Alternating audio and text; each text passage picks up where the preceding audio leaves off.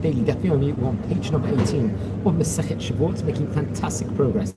Naturally, we call that Yud Chet, Daf Yud Chet of Masechet Shevuot. It's edition today. We're learning about this question with regards to Hilchot Nidda, very important topic, which we're actually going to grapple with in today's page of the Gemara. But friends, this is the 17th installment that we're doing at the moment on the series of Masechet Shevuot. We've already done nearly 1,000, more than 1,000 pages of the daily Daf Yomi, which is a phenomenal achievement. So once again, we don't usually do these special editions, but it's obviously a very important topic, a very major, let's just say mitzvah, and potentially could be a major avera inside the Torah. This could be. Now, we're talking about Hilchot Nidda in today's page of the Gemara. The time of separation for the month, and towards the end of the video, we're going to maybe discuss a few of the halachot, because we don't usually speak about this topic per se inside it. So I'll just start using the notes Rabbi Adin Steinsaltz. He states over in his excellent tidbits that sexual relations when a woman is in a Nidda period, this is a period, the time when her period begins until she goes to the mikveh after it's over, is forbidden at that point in time. Like sexual forbidden at that point in time, when she's in the Nidda, to clarify, it's going to be forbidden at that point in time. That is law. Now, transgressing that negative commandment, if, let's say someone is going to do this at that point in time, carries with it the punishment of karet. What is karet? That the people will be cut off from the community. That's how severe it is mentioned inside the Torah. And in page number 14b, Daf Bet, it says, the Mishnah actually speaks that the case of someone who transgresses a positive commandment of Nidda, and explains that the positive commandment is when a couple is engaged in permissible intercourse, and the woman suddenly, let's say, hypothetically, realizes that she has become a Nidda. When she tells the man of her status, that if, let's say it's in the middle of this, where it was permissible at the time period, because she wasn't a Nidda, and then in the middle of it, his obligation is to remain in place until his erection is lost, in order to avoid, let's just say, sexual pleasure with a Nidda over here. That's what's stated over in that excellent notes over here. This parallels the case of individual who enters, let's say, the Bet HaMikdash, which we learned about previously, and then will become Tameh. We spoke about this in the previous page, while he is there. So he becomes Tameh for some specific reason, and he's in the Bet HaMikdash at that point in time. We're speaking about this. Since in both cases, the entry was permissible. So say, for example, a woman, let's say, clarify, was okay, she was having, let's say, sexual relations, and it was permissible at the time, she wasn't in the status of Nidda, and then only in the middle of it, let's just say, she would actually have this status. You can parallel this with the case of the Bet HaMikdash temple, where someone came in, let's say, pure, and became impure in the middle of this time period where he was there. That's the case over there. So they're making a parallel over here in these two cases, because both in these cases, the entry was permissible, and the problem developed at a later time. So the difference is that in the Bet HaMikdash, in the temple, the man, let's say, who became ritually defiled, must leave as quickly as possible in the temple.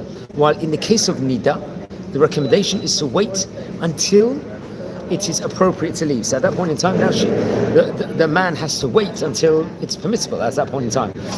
Now, there's a whole discussion inside the Gemara. So the Gemara in today's page will bring a braita that quotes Rav Yoshia as teaching that the passage, obviously naturally in Sefer Vayikra, in chapter number 15, verse 31, warns husbands to refrain from intimacy with their wives when their period approaches, to avoid this specific problem where in the middle, let's say, of intercourse, you will suddenly bleed. And at that point in time, there will be a certain date of the month where there's a period where we feel maybe the time of month is going to approach, and it will be a problem for the couple to cohabit. They won't do that, to be on the safe side. In other words, it is essential for a woman, let's say, to track her period so that the couple will know when to anticipate its arrival and avoid intimacy for a half day prior to that time. Now remember, There's different laws of how long, maybe there's different shitot, different rabbis that will say how long exactly should be the threshold and when the dates are exactly when the couple must separate. But I would strongly recommend everyone to learn the laws of Hilchot Nidda. Now, most of the Rishonim do not believe that Rabbi Yoshia's teaching is actually a Torah law, Midoraita, biblical law. Rather, it is, let's say, a rabbinic ordinance that was attached to a passage inside the Torah. Others suggest that the biblical law would forbid intimacy only at the time the period was expected, and the rabbinic ordination is to extend that time by half a day. As different shitot will actually say. It should be noted, this is what Rav Adin Seinsalz adds, that this rule limiting, let's say, intimacy before the expected period refers only to, let's say, sexual relations over here. Other interactions between husband and wife will remain permitted. You remember when a woman has this status upon herself, exchanging, like handing things over to the other spouse, so on and so forth. There must be certain harachot that has to be kept at that point in time, where they can't even touch each other.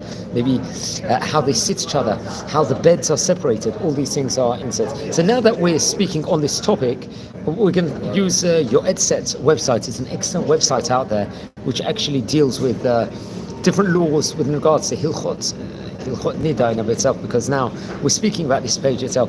It's an opportunity time to maybe speak a little bit about it using excellent websites. Remember, I recommend everyone, if you're not familiar with these different laws and the halachot with regards to this, to speak to a local Orthodox rabbi about it.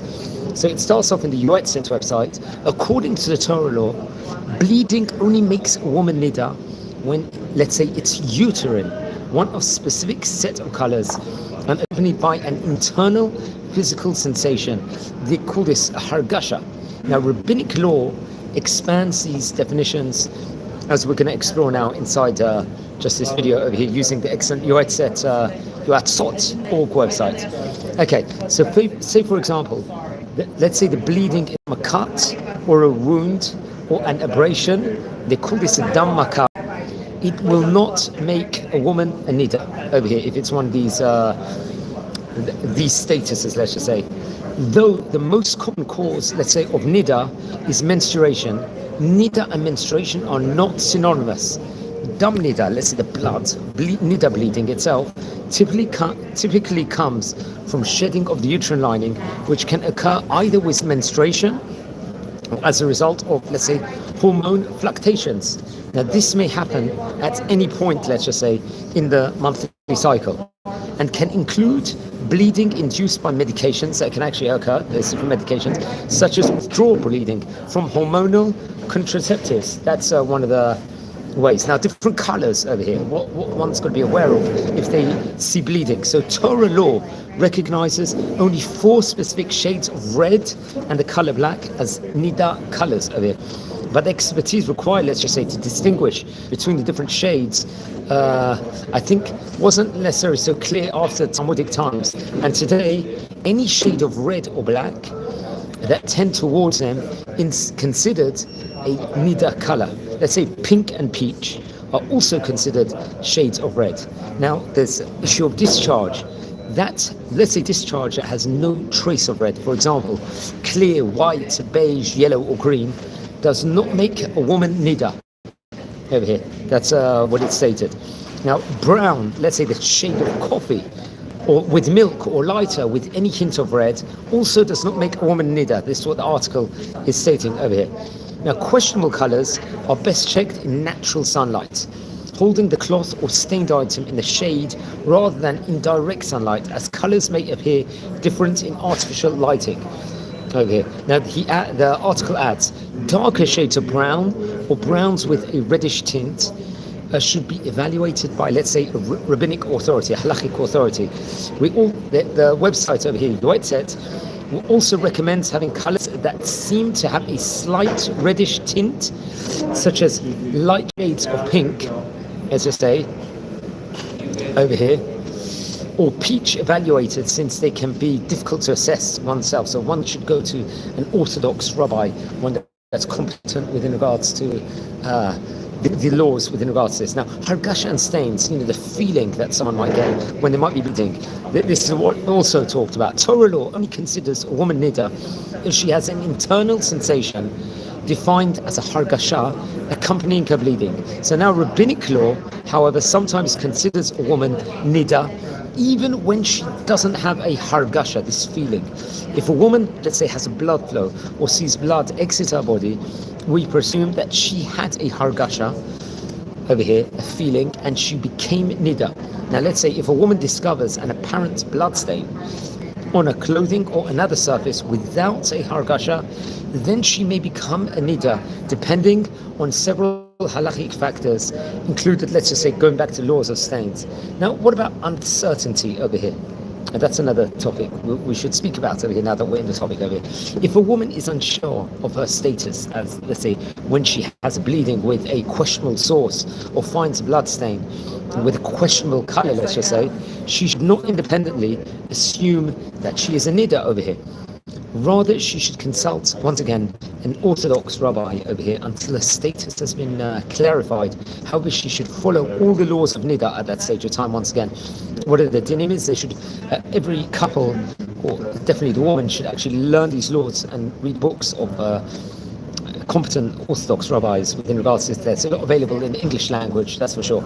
Uterine opening, that's another topic over here. Significant dilation of the uterus when an instrument can make a woman nidda, even if no blood, let's say bleeding, is detected. This is based on a halachic presumption that the dilation triggers nidda bleeding. They call this in Hebrew ein petichat makor b'lo dam. Halachic authorities, they went inside a debate with amount of dilation is needed for, let's say, this halachic presumption to apply. There's ranges from 4 to 20 millimeters. So I think the website says that they follow the opinion that a dilation of 19 millimeters or more will render a woman nidda.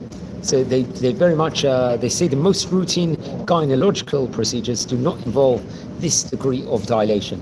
Now, Torah sources, what are the Torah sources in regards to nidda? We spoke about this more towards the start of this video. So let's just bring it up again. The laws of nidda appear in the Torah in Sefer Vayikra, in chapter 15, verse number 19. A woman who, I think there's a flow of blood in her body, let's say, over here, I think it's a nidda for 7 days. And they say that anyone that will touch, let's just say, her shall be ritually impure until sundown. Now, I think it's also stressed in Sefer Vayikra, chapter 18, verse number 19. It says, a woman is a ritually impure state of nidda. You shall not approach for sexual relations. This is an apostle in Sefer Vayikra, chapter 18, verse 19. Now, the first verse refers to the laws of ritual impurity, tuma v'tahara, most of which, let's say, are no longer applicable today. This is what the article says. The second verse, however, appears in the list of the most severely forbidden sexual relationships, such as adultery and incest, which remain fully relevant to this day. We see how severe these laws actually are within regard to it. The Torah categorizes a menstrual type flow outside the usual time period, or for longer than 7 days, as something called zava. This actually featured in Leviticus, Sefer Vayikra, chapter 15, verse 25. Since Talmudic times, halacha has made no practical distinctions between nidda and zava.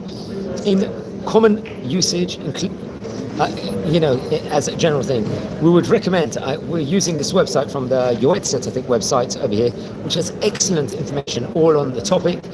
If you're not well versed on it, and obviously one is Jewish and is watching this, it's imperative to learn all the laws of this. Speak to a local Orthodox rabbi, learn the laws properly, especially if someone is married, and study this. So I thought it tied in with the daily Daf Yomi, so I would go on a tangent and speak about the laws a little bit, but there's so much more to discuss about it.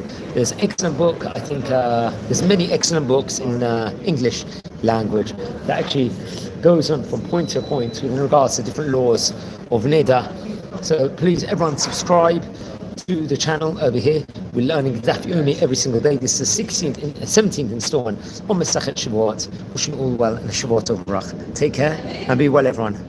Thank you.